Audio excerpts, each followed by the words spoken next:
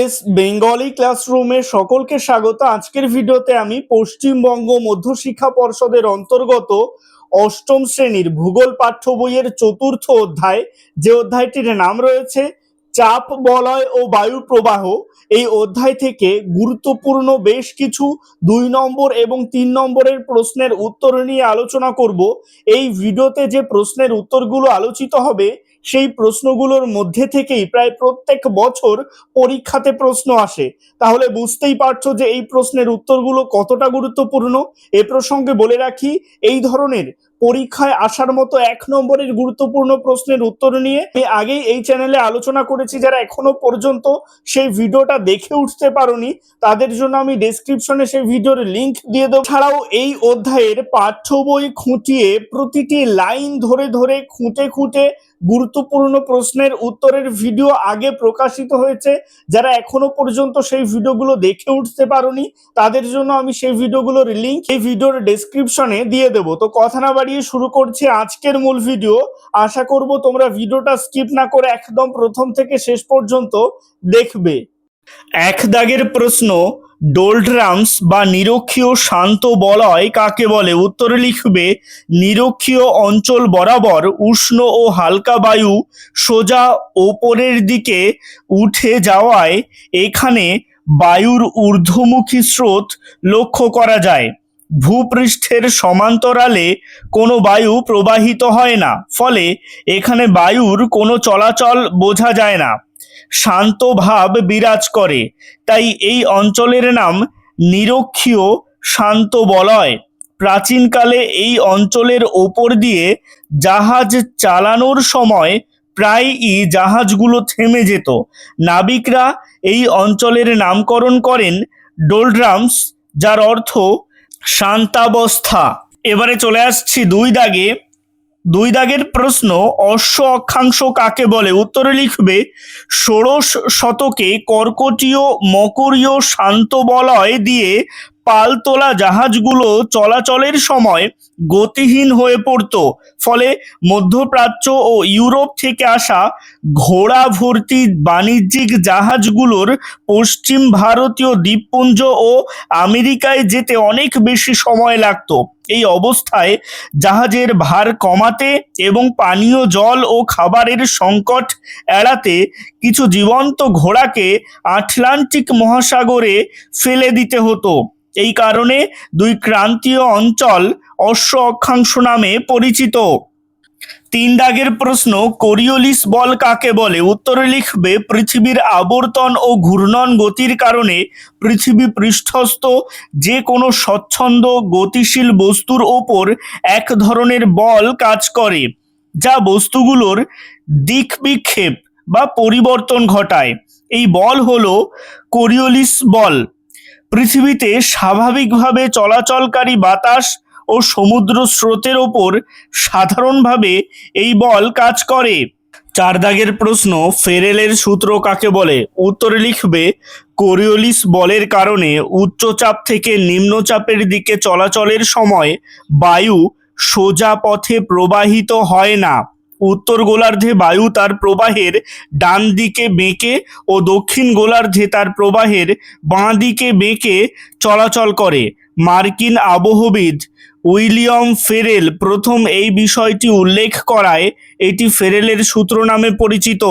5 দাগের প্রশ্ন, 22 ব্যালটের সূত্রটি লেখো। উত্তরে লিখবে ডাচ আবহবিদ 22 ব্যালট 1857 সালে বায়ুচাপের পার্থক্য ও বায়ু প্রবাহের মধ্যে সম্পর্কের উল্লেখ করেন।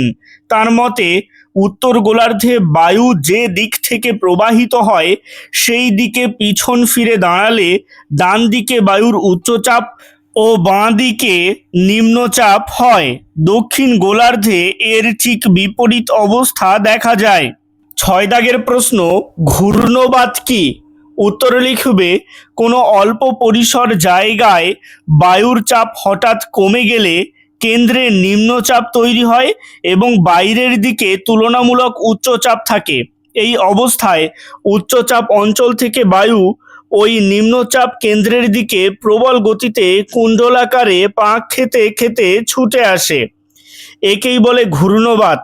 উত্তর গোলার্ধে এই বায়ু ঘড়ির কাঁটার বিপরীতে এবং দক্ষিণ গোলার্ধে ঘড়ির কাঁটার দিকে প্রবাহিত হয়। 6 দাগের প্রশ্ন, নিরক্ষীয় নিম্নচাপ বলয় সৃষ্টির কারণগুলি সম্পর্কে লেখো। উত্তরে লিখবে নিরক্ষীয় নিম্নচাপ বলয় সৃষ্টির কারণগুলি হলো: 1, নিরক্ষীয় অঞ্চলে সারা বছর সূর্যরশ্মি লম্বভাবে পড়ে, ফলে এখানকার বায়ু সারা বছর উষ্ণ থাকে। 2, এই অঞ্চলে স্থলভাগের তুলনায় জলভাগ বেশি, উষ্ণ বায়ুর জলীয় বাষ্প ধারণ ক্ষমতা বেশি হয়। আবার উষ্ণ বায়ুর ঘনত্ব কম বলে এটি হালকা হয়। এই হালকা জলীয় বাষ্পযুক্ত বায়ু প্রসারিত হতে হতে ওপরের দিকে ওঠে। 3, এই ঊর্ধ্বগামী বায়ু পৃথিবীর আবর্তন গতির কারণে নিরক্ষরেখা থেকে উত্তর ও দক্ষিণ দিকে ছিটকে যায়, ফলে এই অঞ্চলে বায়ুর পরিমাণ কমে যায়। এবারে চলে আসছে 8 দাগের প্রশ্নে। এখানে বলা হচ্ছে ক্রান্তীয় ও নাতিশীতোষ্ণ ঘূর্ণবাতের পার্থক্য লেখো। উত্তরে লিখবে ক্রান্তীয় ও নাতিশীতোষ্ণ ঘূর্ণবাতের পার্থক্যগুলো হলো: 1, উৎপত্তি স্থান, এই পয়েন্টের আন্ডারে লিখবে ক্রান্তীয় ঘূর্ণবাত ক্রান্তীয় সমুদ্র অঞ্চলে সৃষ্টি হয়, আর নাতিশীতোষ্ণ ঘূর্ণবাত নাতিশীতোষ্ণ অঞ্চলে সৃষ্টি হয়। 2, সৃষ্টির কারণ, ক্রান্তীয় ঘূর্ণবাত অতিরিক্ত তাপ ও জলীয় বাষ্পের কারণে সৃষ্টি হয়, আর নাতিশীতোষ্ণ ঘূর্ণবাত উষ্ণ ও শীতল বায়ুর সংঘর্ষে সৃষ্টি হয়। 3, কেন্দ্রের অবস্থা, ক্রান্তীয় ঘূর্ণবাতের কেন্দ্রে চোখ থাকে, কিন্তু নাতিশীতোষ্ণ ঘূর্ণবাতে সাধারণত চোখ থাকে না। 9 দাগের প্রশ্ন, প্রতীপ ঘূর্ণবাত কাকে বলে? উত্তরে লিখবে কোনো জায়গায় বায়ুর উষ্ণতা হঠাৎ করে কমে গেলে বায়ুর চাপ বেড়ে যায়, তখন কেন্দ্রে থাকে উচ্চচাপ আর বাইরের দিকে সৃষ্টি হয় নিম্নচাপ। এই অবস্থায় বায়ু কেন্দ্র থেকে বাইরের দিকে বেরিয়ে যায়। যেহেতু এটি ঘূর্ণবাতের সম্পূর্ণ বিপরীত অবস্থা, তাই এর নাম প্রতীপ ঘূর্ণবাত। 10 দাগের প্রশ্ন, ক্রান্তীয় অঞ্চলে মহাদেশের পশ্চিম দিকে পৃথিবীর অধিকাংশ মরুভূমির সৃষ্টি হয়েছে কেন? উত্তরে লিখবে 2, গোলার্ধে ক্রান্তীয় অঞ্চলের কম উষ্ণ স্থান থেকে তুলনায় বেশি উষ্ণ নিরক্ষীয় অঞ্চলের দিকে আয়ন বায়ু প্রবাহিত হওয়ায় এর উষ্ণতা বেড়ে যায়, জলীয় বাষ্প ধারণের ক্ষমতা বাড়ে, ফলে এই বায়ু মহাদেশের পূর্ব উপকূলে বৃষ্টিপাত ঘটালেও পশ্চিমাংশে একেবারেই বৃষ্টিপাত হয় না। এই কারণে মহাদেশের পশ্চিমাংশে অধিকাংশ উষ্ণ মরুভূমির সৃষ্টি হয়েছে, যেমন আফ্রিকার সাহারা, আফ্রিকার কালাহারি ইত্যাদি। 11 দাগের প্রশ্ন, মৌসুমী বায়ুকে সমুদ্র বায়ু ও স্থলবায়ুর বৃহৎ সংস্করণ বলে কেন? উত্তরে লিখবে দৈনিক তাপমাত্রার পার্থক্যের কারণে যেমন সমুদ্র ও স্থলবায়ুর সৃষ্টি হয়, তেমনি দুটো বিপরীত ঋতুতে স্থলভাগ ও জলভাগের বায়ুর উষ্ণতা ও চাপের পার্থক্যই হলো মৌসুমী বায়ুর সৃষ্টির কারণ। গ্রীষ্মকালকে দিন আর শীতকালকে রাত ধরলে এই 2 ঋতুর পার্থক্যের জন্যই মৌসুমী বায়ু প্রবাহিত হয়, তাই এই বায়ুকে সমুদ্র বায়ু ও স্থলবায়ুর বৃহৎ সংস্করণ বলে। এবারে চলে আসছি 12 দাগের প্রশ্নে। এখানে বলা হচ্ছে চিত্রসহ অ্যানাবেটিক ও ক্যাটাবেটিক বায়ুর পার্থক্য লেখো। প্রথমে বক্স করে পয়েন্ট করবে পার্থক্য, এই পয়েন্টের আন্ডারে লিখবে অ্যানাবেটিক ও ক্যাটাবেটিক বায়ুর পার্থক্যগুলি হলো: 1, অ্যানাবেটিক বায়ু দিনে পাহাড়ের ঢাল বেয়ে উপরের দিকে প্রবাহিত হয়, কিন্তু ক্যাটাবেটিক বায়ু রাতে পাহাড়ের ঢাল বেয়ে নিচের দিকে নেমে আসে। 2, অ্যানাবেটিক বায়ু সূর্যের তাপে পাহাড়ের ঢাল উত্তপ্ত হলে সৃষ্টি হয়, কিন্তু ক্যাটাবেটিক বায়ু পাহাড়ের ঢাল ঠান্ডা হয়ে গেলে সৃষ্টি হয়। 3, অ্যানাবেটিক বায়ু উষ্ণ ও হালকা প্রকৃতির, কিন্তু ক্যাটাবেটিক বায়ু শীতল ও ভারী প্রকৃতির। 4, অ্যানাবেটিক বায়ু উপত্যকা থেকে পাহাড়ের চূড়ার দিকে প্রবাহিত হয়, কিন্তু ক্যাটাবেটিক বায়ু পাহাড়ের চূড়া থেকে উপত্যকার দিকে প্রবাহিত হয়। এবারে বক্স করে পয়েন্ট করবে চিত্র। তোমাদের পাঠ্য বইয়ের 40 নং পৃষ্ঠাতে দেখবে অ্যানাবেটিক এবং ক্যাটাবেটিক বায়ুর ছবি রয়েছে।